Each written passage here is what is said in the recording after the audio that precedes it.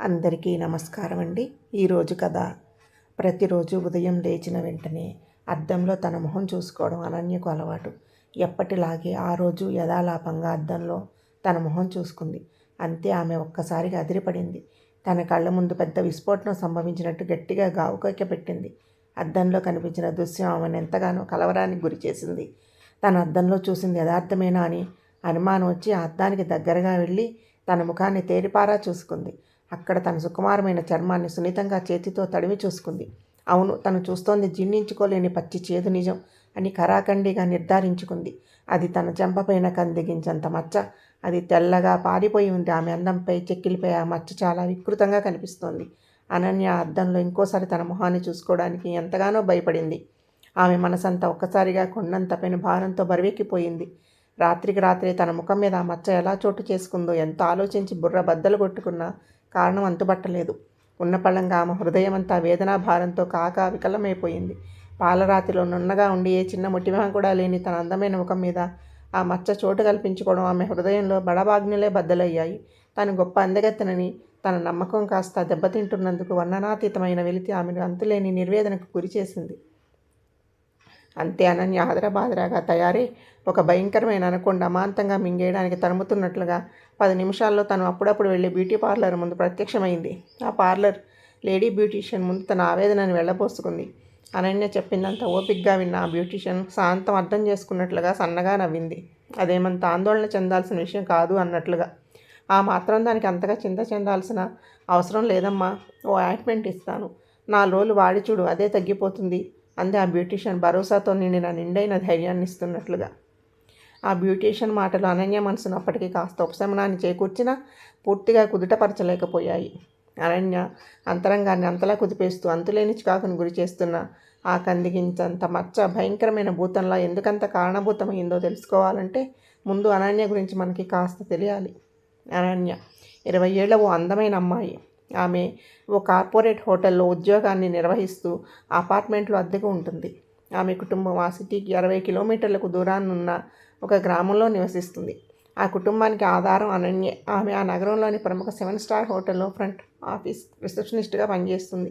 ఆమె ప్రస్తుతం చేస్తున్న జాబ్ కోసం వచ్చిన సుమారు 100 మందిని పైగా అందమైన అమ్మాయిలను పక్కకు నెట్టేసి ఆ అరుదైన అదృష్టం ఆమెను మాత్రమే వరించింది. ఆ హోటల్ మేనేజ్మెంట్ వారు ఏరికోరి అనన్యకు మాత్రమే అపాయింట్మెంట్ లెటర్ అందించారు. దానికి ఒకటే కారణం, అనన్య ఒక అద్భుతమైన అందాల రాశి. ఆ సృష్టికర్త అహర్నిశలు శ్రమించి ప్రత్యేక శ్రద్ధా శక్తులతో పోతపోసిన అపరంజపు బొమ్మలా ఉంటుంది. ఎవరైనా సరే మళ్ళీ మళ్ళీ చూడాలి అనిపించేంత అబ్బురపరిచే అందం అనన్య సొంతం. సాటి స్త్రీలు సైతం అసూయతో రగిలిపోయేంతటి అద్భుత సౌందర్యం అనన్యది. ముట్టుకుంటే మాసిపోయే ఆమె రూపం ఒక్క మాటలో చెప్పాలంటే అపురూపం. పేరుకు తగ్గట్టుగానే అనన్యం. తన చెక్కిలిపై ఈ మచ్చ రోజు రోజుకి ఇంతింతే వడ్డుడింతే మళ్ళీ మరింత పెద్దదై తన అనాకారిగా మారిపోతే తనను జాబ్లోంచి ఖచ్చితంగా తీసేస్తారు. అప్పుడు తన కుటుంబ పరిస్థితి? కేవలం తన సంపాదనతోనే చదువు కొనసాగిస్తున్న తమ్ముడు, చెల్లెలు ఆమె కళ్ళ ముందు లీలగా కదలారారు. వారిద్దరినీ పెద్దగా చదువులు చదివించి గొప్ప ప్రయోజకుల్ని చేస్తానని అమ్మకు తను చేసిన ప్రమాణం పదే పదే గుర్తుకు వస్తోంది. అలాగే అమ్మ ఒకానొక రోజున తన తాగుబోతు భర్త పెట్టి హింసలను, బాధలను సహించి ఇక భరించే ఓపిక నశించిపోయి నాన్నతో తెగనంపులు చేసుకుని సాహసించి బయటికి వచ్చేసినప్పుడు అమ్మకు తనే కొండంత ధైర్యంగా కనిపించింది. ఇక ముందు కూడా అమ్మ తనపై పెట్టుకున్న అపారమైన నమ్మకం ఎట్టి పరిస్థితుల్లోనూ సడలిపోకూడదు అనుకుంది.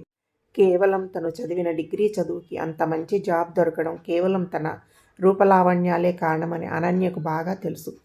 తూనీగల్ లాంటి ఆలోచనలు రొదపెడుతూ ఆమె బుర్రని తొలిచేస్తున్నాయి. ఆ బ్యూటీషియన్ అనన్యని పొడవాటి రివాల్వింగ్ చైర్లో పడుకోబెట్టి అనన్య ముఖ చర్మాన్ని కొద్దిసేపు పరిశీలనగా చూసి ఏదో స్ప్రే కొట్టి కొన్ని టిష్యూ పేపర్లతో శుతిమెత్తగా శుభ్రం చేసి ఓ క్రీమ్ రాసింది. అనంతరం ఆయింట్మెంట్ను అనన్యకి ఇస్తూ ఫేస్ వాష్ చేసుకుని 2 పూట్ల ఆ మచ్చ మీద అప్లై చేయమంది. అనన్య ఆ బ్యూటీషియన్ ఇచ్చిన ఆయింట్మెంట్ను అతి జాగ్రత్తగా తన హ్యాండ్ బ్యాగ్లో దాచుకుంది. అనన్య మనసుకి కొంత ఊరటగా కాస్త ప్రశాంతత దొరికినట్టుగా అనిపించింది. కొన్ని క్షణాలు నిదానంగా ఊపిరి పీల్చుకుని అక్కడి నుంచి ఉత్సాహంగా తన ఆఫీసుకు బయలుదేరింది. అయినా కానీ ఆమె మనసుని రకరకాల ఆలోచనలు మూకుమ్మడిగా దాడి చేస్తూ మెలిపెడుతున్నాయి. తన ముఖంపై కొత్తగా మొలకెత్తిన మచ్చ తన జీవితంలో ఏ వికృత పరిణామానికి దారితీస్తుందోనని ఆలోచిస్తూ భయంగా హోటల్లోకి అడుగుపెట్టింది. రోజులాగే అందరినీ క్యాజువల్గా పలకరించి ఫ్రంట్ ఆఫీస్లోని తన రివాల్వింగ్ చైర్లో కూర్చుంది. కానీ ఎవరైనా తన ముఖంపై కొత్తగా మొలకెత్తిన మాయదారి మచ్చ గురించి ఎక్కడ అడుగుతారోనని ఆమెలో ఒకటే ఆందోళన. అలా ఓ 10 నిమిషాలు భారంగా గడిచిపోయాయి. అప్పుడే ఆమెకు సహాయకురాలుగా ఉండే ఒక అమ్మాయి డ్యూటీకి వచ్చింది. ఆమె అనన్యని చూసి చూడగానే, అదేంటి అనన్య, ఆ మచ్చ ఏంటి, నిన్న బాగానే ఉన్నావు కదా అంటూ ప్రశ్నల వర్షం శరాఘాతాల్లా సంధించింది. అనన్య ఏది ఎదురవ్వకూడదని భయపడిందో అదే జరిగేసరికి ఆ అమ్మాయికి ఏమి చెప్పాలో అర్థం కాలేదు ఆమెకి. గొంతులోంచి మాట వెంటనే పిగుల్చుకోలేకపోయింది. ఆమెకి తెలియకుండానే ఆ కళ్ళల్లో నీళ్లు గిర్రున తిరిగాయి. అనన్య సంకట పరిస్థితిని అర్థం చేసుకున్నట్టుగా ఆ అమ్మాయి మరి ఇంకేమీ మాట్లాడకుండా తన పనిలో తాను పడిపోయింది. ఇంతలో ఎవరో ఫారెన్ డెలికేట్ వచ్చి అనన్యని ఏదో అడిగాడు ఇంగ్లీష్లో. అనన్య అతన్ని పట్టించుకునే స్థితిలో లేదు. అతను మళ్ళీ అడిగేసరికి ఆమె చిరాగ్గా మొహం పెట్టి please ask her any information నిర్లక్ష్యంగా బదిలించి తనకి దగ్గరలో కంప్యూటర్లో పనిచేసుకుంటున్న తన సహాయకురాల్ని చూపించింది. ఆ ఫారినర్ కాస్త నొచ్చుకున్నట్టుగా అనన్య వైపు చూపులు సారించి అసహనంగా ఆ అమ్మాయి వైపు కదిలాడు. సహజంగా నిర్లక్ష్యంగా ఉండే అనన్యకు ఆ రోజు అభద్రతాభావం కాస్త తోడవడంతో జాబ్ని సరిగ్గా హ్యాండిల్ చేయలేకపోయింది. ఏదో భయంకరమైన భూతం తరుముతున్నట్టుగా అంతులేని అశాంతి అలజడులకి గురయ్యింది. మధ్యాహ్నం లంచ్ అవర్లో భోజనం కూడా చేయాలనిపించలేదు. సరిగ్గా అప్పుడే ఆమెకు ఆ హోటల్ మేనేజర్ నుంచి కాల్ వచ్చింది. అనన్య భయంగా మేనేజర్ రూమ్లోకి అడుగుపెట్టింది. అక్కడ ఏం జరగబోతుందో ఆమెకు ముందే తెలుసు. చూడమ్మా, నీ మీద ఈరోజు 2 ఫిర్యాదులు వచ్చాయి. ఇంతకుముందు నీపై కొన్ని ఫిర్యాదులు నమోదయ్యాయి. నీ ఆరోగ్యం బాగోలేకపోతే 2 రోజులు సెలవు తీసుకో. అంతేగాని నీ సమస్యల ప్రభావం ఇక్కడ చూపించకూడదు. ఇలా నిర్లక్ష్యంగా ఉంటే నువ్వు ఈ జాబ్ వదులుకోవాల్సి ఉంటుంది. It's last and final warning. ఇకపై బాధ్యతగా ఉంటావని ఆశిస్తున్నాను. Now you can go. Manager అనన్యని సున్నితంగా మందలించాడు. అతని మాటలకు అన్యమనస్కంగా తలాడించి వెనుదిరిగిపోతున్న అనన్యని 1 మినిట్ అని ఆమెను ఆపి పరిశీలనగా చూశాడు అతను. ఆమె ఎప్పుడూ లేని విధంగా తన చెంపపై చెయ్యి పెట్టుకోవడం గమనించి, అదేంటి కొత్త మేనరిజం, మొహంపై చేతి ఆదేశించున్నట్టుగా అన్నాడు ఆయన. అనన్య తత్రపాటుతో తన మొహంపై చెయ్యిని తీసివేసింది. ఆ తెల్లటి మచ్చ అతని కంట పడనే పడింది. వెంటనే మేనేజర్, ఆ మచ్చని దాచుకోవడం అంత అవసరమా? మంచి డెర్మటాలజిస్టును కలువు. 2 రోజులు అదే పోతుంది. వెళ్ళు, జాగ్రత్తగా పని చేసుకొని సాధారణమైన విషయంలాగా చెప్పి అనన్యను బయటికి పంపించి వేశాడు. నెమ్మదిగా అతని రూమ్లోంచి బయటికి వచ్చిన ఆమె తన గుండెల మీద చెయ్యి వేసుకుని హాయిగా ఊపిరి పీల్చుకుంది. ఏదో జరిగిపోతుంది అనుకుంది. కానీ తను అనుకున్నంత దారుణమైన పరిస్థితి ఎదురుకానందుకు కాస్త ఉపశమనంగా దొరికినట్టుగా హాయిగా అనిపించింది ఆమెకు. ఆ మచ్చని తన మేనేజర్ ఓ పెద్ద విషయంగా పరిగణలోకి తీసుకోనందుకు ఆమెలో ఏదో ఒక చిన్న ధైర్యం చోటు చేసుకుంది. అనన్య మధ్యాహ్నం నుంచి అతి కష్టం మీద ఏ ఆలోచనలు దరిచేరకుండా కేవలం డ్యూటీ మీదే దృష్టిని నిలిపి ఆ రోజుకి ఎలాగో ఒకలాగా తన ఉద్యోగ బాధ్యతలను పూర్తి చేసింది. అనంతరం ఆటోలో తనుండి అపార్ట్మెంట్ ముందు దిగింది. చెప్పలేనంత నిస్సారంగా ఆ మచ్చ గురించి ఆలోచిస్తూ లిఫ్ట్ దగ్గరగా నెమ్మదిగా అడుగులేసింది. లిఫ్ట్ ఆపరేటర్ ఎవరో కొత్తగా జాయిన్ అయినట్టున్నాడు. అతన్ని చూడగానే అనన్యకు భయం వేసింది. అతని మొహమంతా మచ్చలు. ఓ రోడ్డు ప్రమాదంలో ఒక కాలు ఒక చెయ్యి పోగొట్టుకున్న దివ్యాంగుడు లిఫ్ట్లో పక్కగా చెక్క స్టూల్ మీద కూర్చుని ఉన్నాడు. తన ఉద్యోగ నిర్వహణలో భాగంగా అతని మొహం సన్నని చిరునవ్వుతో నిండిపోయి జీవితానికి కావలసినంత వెలుగు నిండుగా కాంతినిస్తుంది. అతడు అనన్యను చూడగానే రండి మేడం అంటూ అతను గౌరవంగా లిఫ్ట్లోనికి ఆహ్వానించాడు. జుట్టు పద్ధతిగా దూకుని నిర్మలంగా కనిపిస్తున్నాడు. అతనిలో అంతులేని ఆత్మవిశ్వాసం, బ్రతుకు పట్ల అంతులేని ధైర్యం తొణికిసలాడుతున్నాయి. అంత అంగవైకల్యంలోనూ అతని మొహం అందంగా దేదీప్యమానంగా వెలిగిపోతుంది. వృత్తి పట్ల అతనికున్న నిబద్ధతకు అనన్యకు ఎంతగానో ఆకట్టుకుంది. ఉత్సాహంగా లోనికి అడుగుపెట్టింది.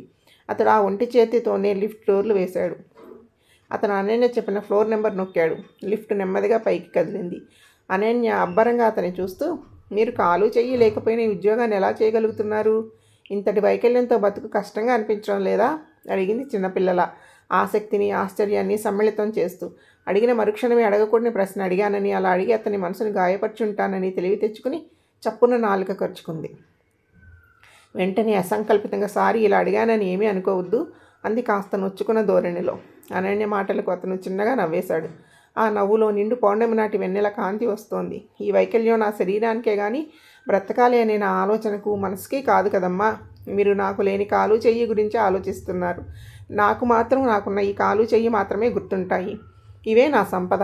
లేని వాటి గురించి బాధపడడం అనవసరం కదమ్మా. ఈ లిఫ్ట్ ఆపరేట్ చేయడానికి ఒక చెయ్యి ఉంటే సరిపోతుంది. ఆ చెయ్యి నాకుంది. ఇది చాలమ్మా నేను ధైర్యంగా బతికేయడానికి అన్నాడతను మెండైన ఆత్మస్థైర్యం ఉట్టిపడుతున్న స్వరంతో నిబ్బరంగా. అతని మాటలకు అనన్య మీ పేరేంటి ఉరకలేస్తున్న నూతన ఉత్సాహంతో అడిగింది ఆత్రంగా. అతను అయోమయంగా చూస్తూ తన పేరు సత్యం అని చెప్పాడు. చాలా థ్యాంక్స్ సత్యం, నాకు ఓ జీవిత సత్యాన్ని బోధపరిచారు. నేను చూస్తున్న అద్దంలో నిజమైన జీవితాన్ని దర్శించలేకపోయాను. నాకు ఈ క్షణమే సరికొత్త జీవితాన్ని పరిచయం చేశావు. నన్ను నేను తెలుసుకోవడానికి, చూసుకోవడానికి ఒక అద్దంలా నన్ను నాకు కొత్త అనేన్యాన్ని పరిచయం చేశావు. నా కళ్ళు తెరిపించావు అని మనసులోనే అనుకుంటూ అతనికి హృదయపూర్వకంగా కృతజ్ఞతలు అర్పించుకుంది. వెల్లువల పెళ్ళుబిగుతున్న భావోద్వేగాన్ని అణుచుకోలేక థ్యాంక్స్ అన్న గొంతు పెగిల్చుకుంటూ ఉత్సాహంగా సత్యానికి షేక్ హ్యాండ్ అందిస్తున్నట్టుగా తన చేతిని అందించింది.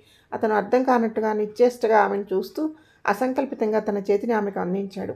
ఇంతలో తను దిగాల్సిన ఫ్లోర్ రావడం తనైన జీవితానికి సరిపడా జ్ఞానాన్ని ప్రోధి చేసుకున్నట్లుగా ఇది వరకెన్నడూ ఎరగని నూతన ఆనందోత్సవాలతో తన ప్లాట్ వైపు అడుగులు వేసింది. ఏదో తెలియని ధైర్యంతో. ఆ రాత్రి అనన్య పడుకునే ముందు తన బ్యూటీషియన్ ఇచ్చిన ఆ ఆయింట్మెంటుని మచ్చపై రాసుకోమన్న విషయం గుర్తుకు వచ్చి గబగబా తన హ్యాండ్ బ్యాగ్లోంచి దాన్ని తీసి బాల్కనీ దగ్గరగా వెళ్ళి దాన్ని బలంగా బయటకు విసిరికొట్టింది. అప్పుడు ఆమె మనసుకెంతో హాయిగా అనిపించింది.